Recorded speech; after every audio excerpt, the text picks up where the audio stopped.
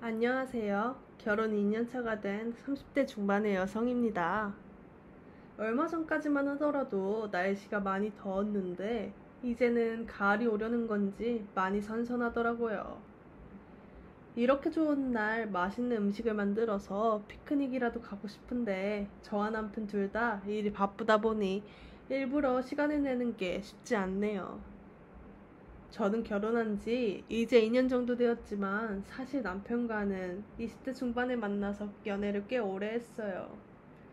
그래서인지 결혼 전에도 남편 없이 시어머니와 만나기도 하고 명절이나 생신이 있을 때는 꼭 선물도 보내드리고는 했죠. 덕분에 결혼 이후에도 시어머니와 어색함 없이 지낼 수 있었고요. 다만 시댁 식구 중에는 저보다 일찍 결혼한 동갑내기 동서가 있는데 평소 말도 심하게 하고 막무가내 스타일이라 저와는 잘 맞지 않았죠. 게다가 은근히 저를 무시하고 피하는 듯한 느낌이라 저도 웬만하면 거리를 두고 지내려고 했어요. 물론 남편과 연애를 오래 하고 늦게 결혼을 했지만 제가 손윗사람이기도 하고 동서와는 같은 나이라서 그런지 처음에는 잘 지내보려고 노력을 많이 했죠. 어차피 남편과 함께 살면서 동서와 계속 얼굴을 볼 수밖에 없잖아요. 그래서 사람이 다 똑같을 수는 없지 라는 생각을 하면서 친하게 지내보려고 선물도 해보고 먼저 말도 걸어보곤 했었죠. 그러나 동서는 시어머니나 저희 남편에게는 참 잘하는데 저에게는 다가오려고 노력조차 하지 않고 무시를 했어요. 그 모습을 보면서 동서가 노력을 하지 않는데 굳이 저만 전전긍긍하며 애쓸 필요가 없다는 생각이 들었죠. 그래서 동서가 어떤 행동을 하던 신경을 쓰지 않기로 했어요. 그런데 저도 아예 무시를 해버리니까 동서가 기분이 나빴나 봐요. 시댁 모임을 하던 날 부엌에서 음식을 하고 있는데 갑자기 다가오더니 뜬금없이 시비를 거는 거예요. 야, 네가 뭔데 나를 무시해? 동서, 방금 뭐라고 했어? 나한테 야라고 한 거야?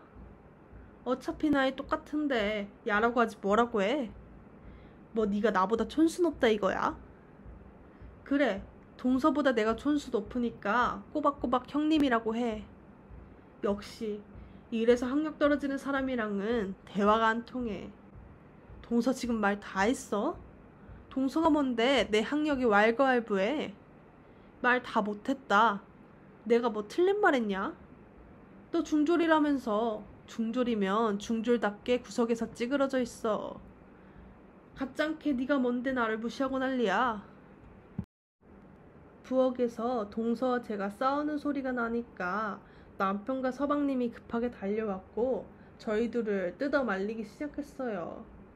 덕분에 동서와 저는 겨우 진정할 수 있었죠. 남편은 화가 잔뜩 나 씩씩거리고 있는 저를 보면서 다른 것도 아니고 시댁에서 그런 짓을 하면 어떻게 하냐고, 시어머니가 집에 안 계셔서 다행이지 만약 집에 계셨으면 한바탕 난리가 났을 거라고 한 소리를 하더군요. 그러면서 형님이 되어 동서와 싸우면 기분이 좋냐고 저를 살살 긁는 거예요. 이미 저는 화가 잔뜩 나 있는 상황인데 남편이 되어서 이런 소리나 하고 앉아있으니 지금 누구 편에 드는 거냐고 소리를 지를 수밖에 없었죠. 그랬더니 남편도 움찔했던 것인지 그 이후로는 동서와의 일에 대해서 말을 꺼내지 않았어요. 이날 이후로 저는 동서와 아예 모르는 사람인 척 지냈죠. 예전에는 인사 정도는 하고 꼭 해야 하는 말이 있으면 직접 했었는데 그날 이후 남편 통해서 하거나 그냥 얘기를 안 하거나 하게 되더군요. 다만 시어머니 앞에서는 아무 일도 없는 척 할 수밖에 없었는데 동서와 서먹서먹한 것이 눈에 보였나 봐요. 갑자기 시어머니께서 남편 없이 저와 동서만 시댁에 부르시더니 대뜸 무슨 일이 있었냐고 물으시는 거예요. 처음에는 동서도 저도 아무 일도 없었다고 하고 넘어가려고 했었는데 시어머니 눈치가 백단이라 그런지 빨리 털어놓으라고 화를 내시더군요. 결국 저는 지난번에 있었던 일들을 털어놓을 수밖에 없었죠. 시어머니는 저와 동서의 이야기를 듣고 나서 한숨을 깊게 쉬더니 누구 하나 빼놓지 않고 크게 혼을 내셨어요. 너희들은 생각이 있는 거냐 없는 거냐? 내가 아무리 편한 시애미라지만 다른 것도 아니고 시댁 가서 며느리들이 싸우는 게 말이나 되냐? 죄송합니다 어머니. 첫째 네가 형님이면 형님답게 동서를 이끌어줘야지. 그리고 크게 싸웠다 해도 가족인데 지난 일 가지고 서로 모른 척하고 무시하면 되겠냐? 네, 제가 잘못했어요 어머니. 그리고 둘째 너도 똑같다. 어디서 배워먹은 말버릇이야. 다른 사람도 아니고 형님한테 그런 식으로 예의 없게 행동하면 되겠냐? 아무리 나이가 같다 해도 그런 식으로 행동하면 못 써. 또 학력이 뭐라고 이렇게 큰 분란을 만들어. 너는 뭐 하버드라도 나왔어? 죄송합니다 어머니.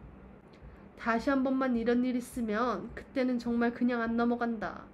그러니까 알아서들 잘해. 그리고 사람들 보는 눈도 있는데 둘째 넌 동갑이라고 막 나가지 말고 첫째한테 꼬박꼬박 형님이라고 붙이고 존댓말 써라.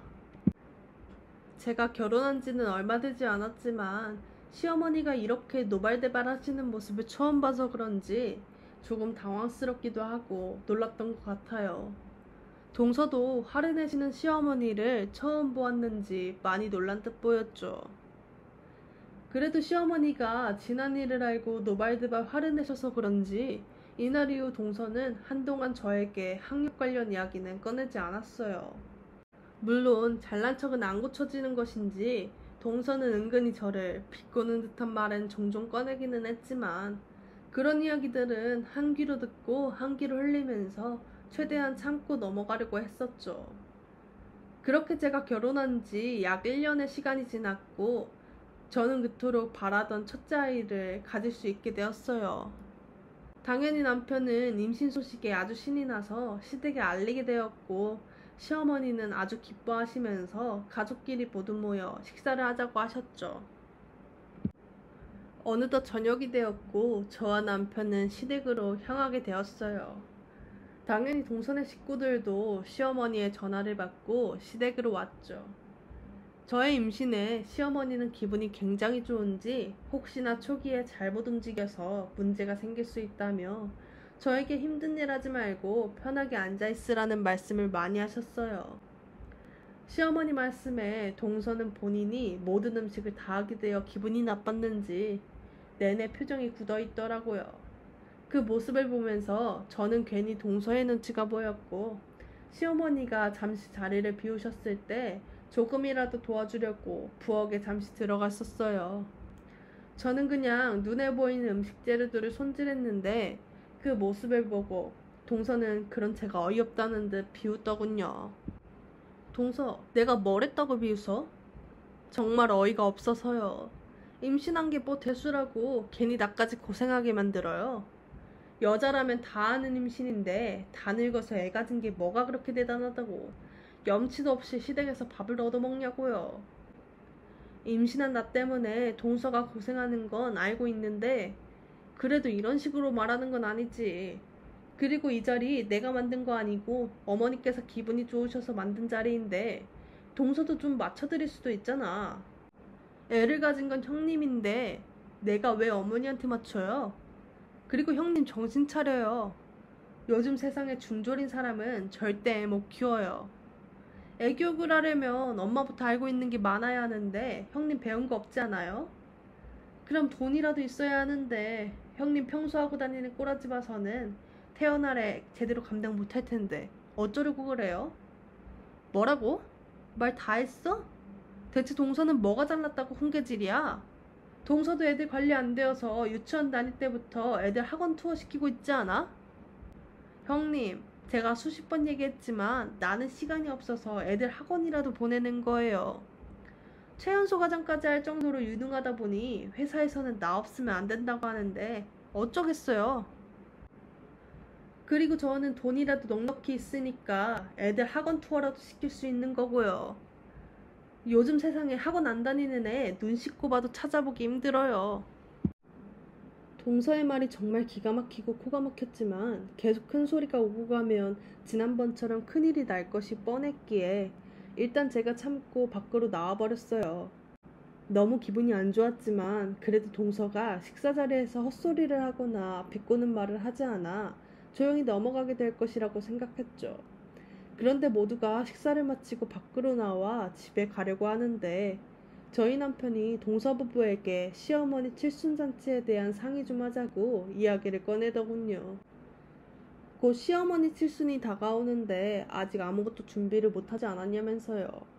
그렇게 동서네 부부와 저희 부부는 시댁 인근 커피숍으로 들어가 시어머니 칠순잔치에 대한 이야기를 나누기 시작했어요. 사실 처음에는 칠순잔치 대신에 여행으로 대체를 하자는 의견에 초점이 맞춰지는 듯 했죠. 동서나 서방님이 바빠서 시간을 맞추기가 힘들고 요즘 잔치를 하는 경우가 많지 않다면서 해외로 여행을 보내드리는 것이 좋겠다고 했거든요.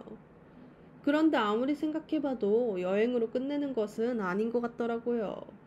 시아버지가 계신다면 모를까 이미 오래전에 돌아가셔서 여행을 가시더라도 혼자 보내드려야 하는데 과연 그게 의미가 있을까 하는 생각이 들었죠.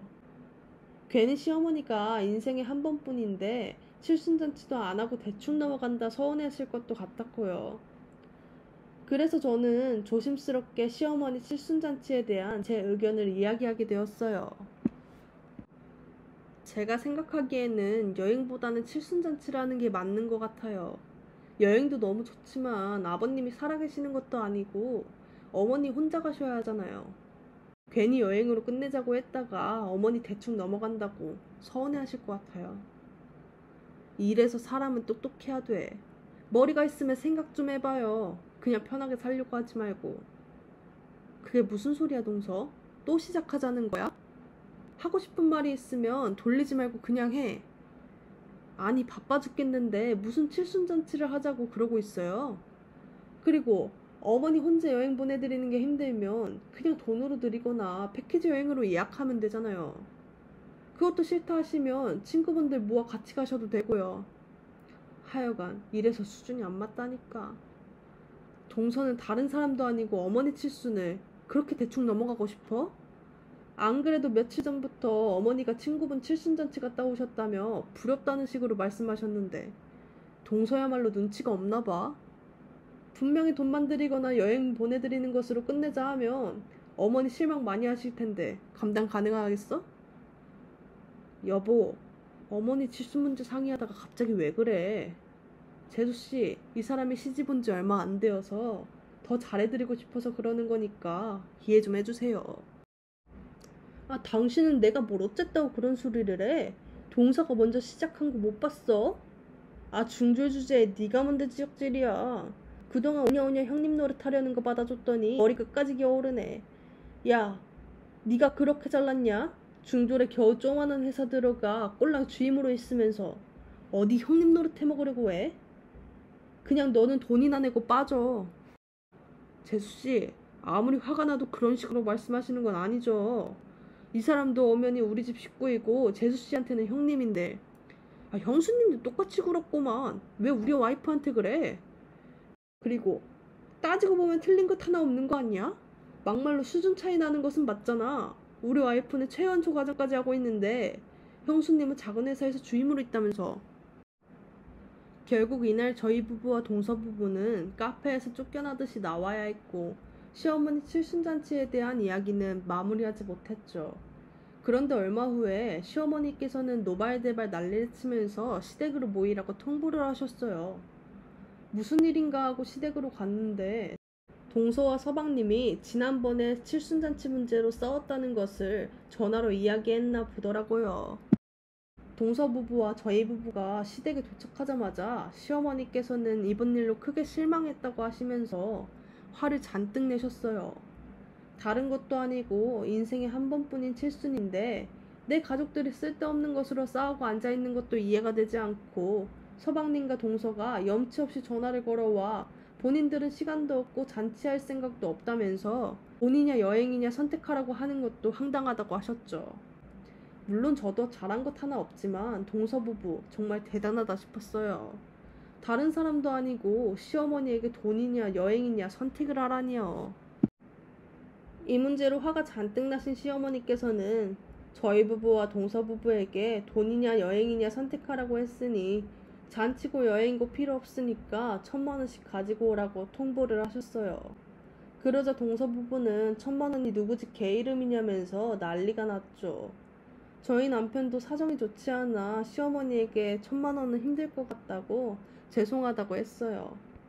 그랬더니 시어머니께서는 니들 사정은 알고 싶지 않으니 칠순 때 무조건 1,000만 원씩 만들어 오라고 하면서 동서 부부와 저희 부부를 밖으로 내쫓으셨죠.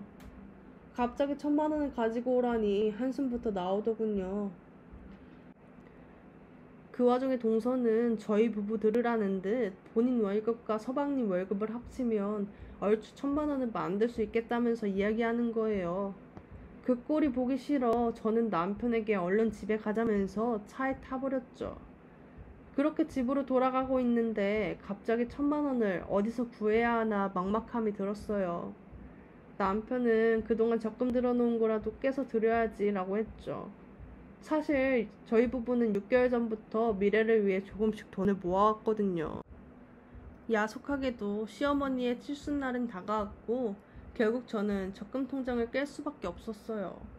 물론 돈을 모으기로 한 지 얼마 되지 않아 1,000만 원에 못 미치는 700만 원 정도의 금액이었지만 이거라도 드리는 것이 좋을 것 같아 복잡한 마음을 가지고 시댁에 가게 되었죠.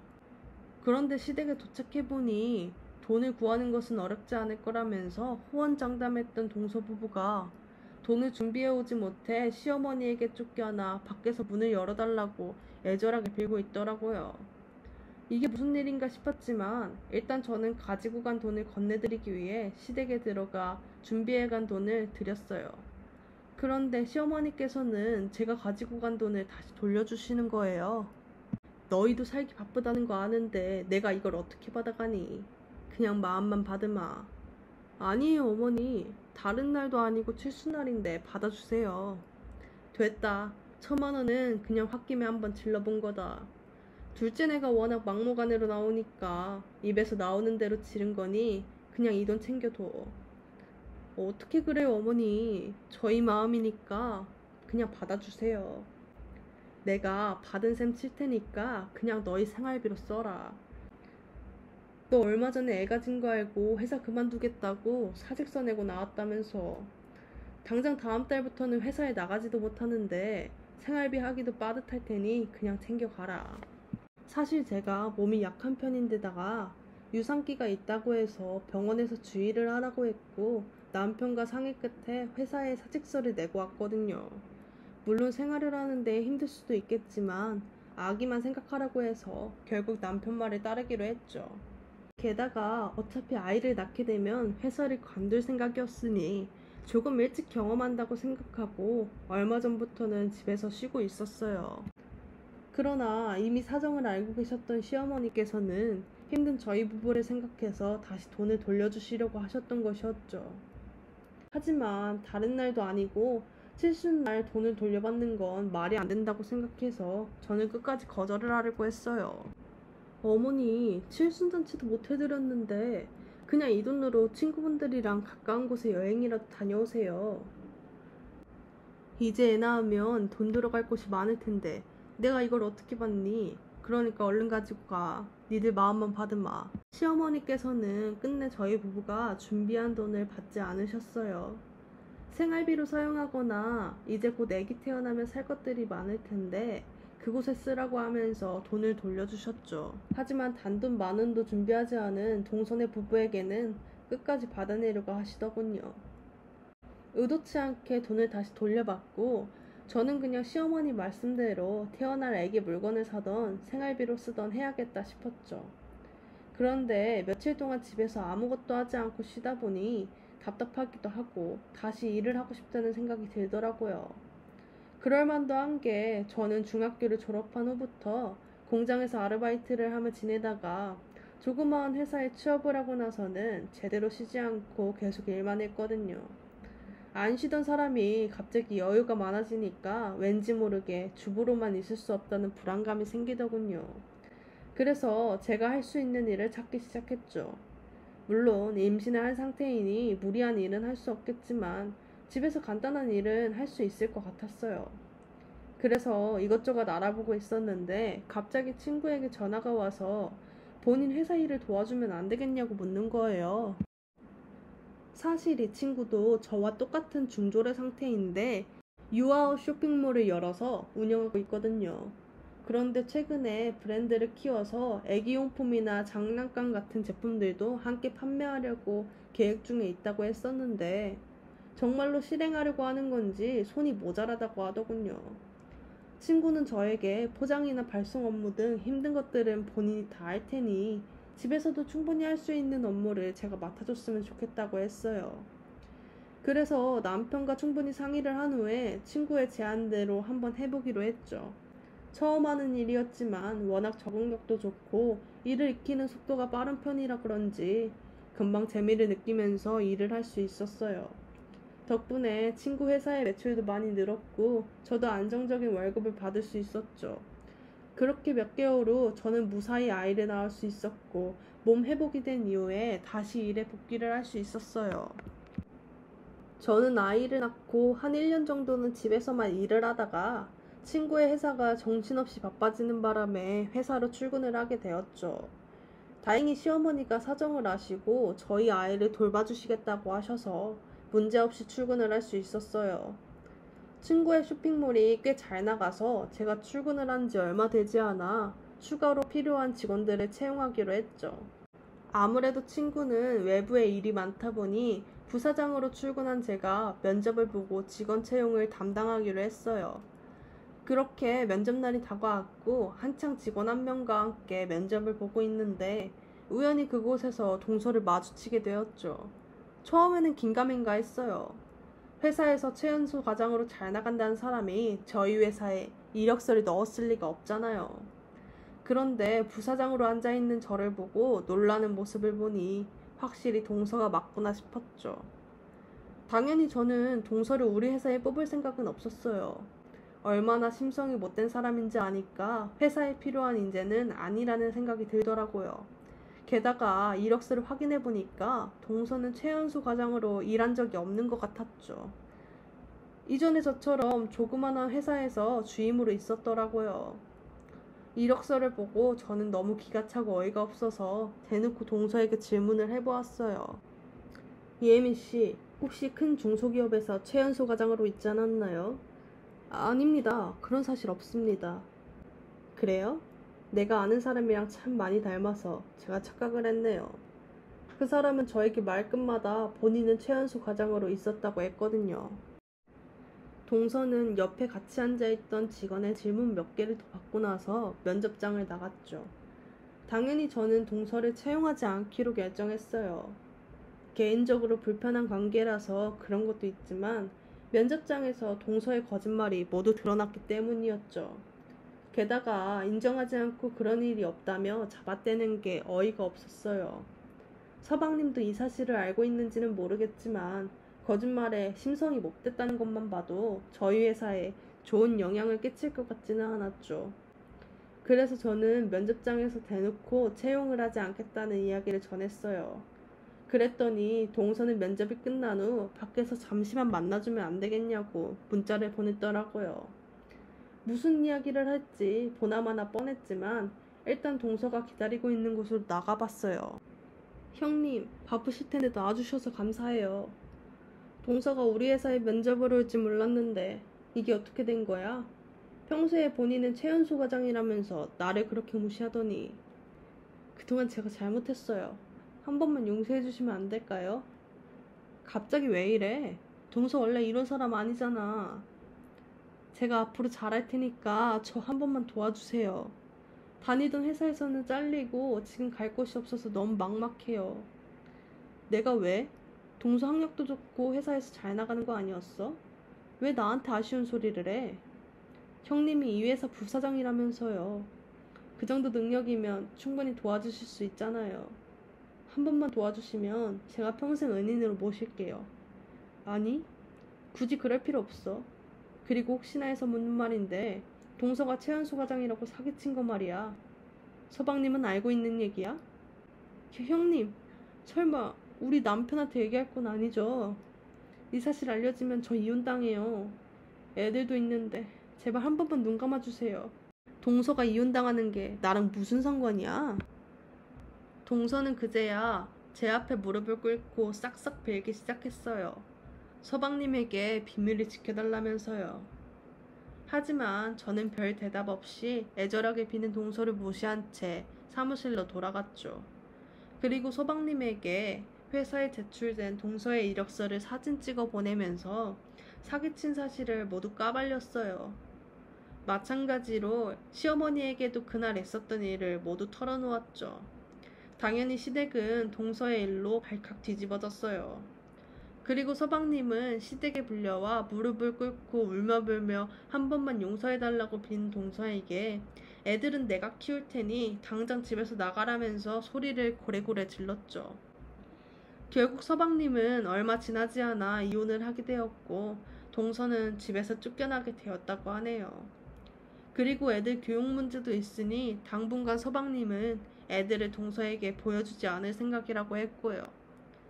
이번 일을 겪고 나서 저는 벼는 익을수록 고개를 숙인다는 말이 있는 것처럼 양심적으로 겸손하게 살아야 한다는 것을 다시 한번 깨닫게 되었네요. 동서도 이번 기회에 본인의 지난날을 반성하고 후회하며 개가천선이라는 것을 했으면 좋겠습니다. 지금까지 긴 글 들어주셔서 감사합니다.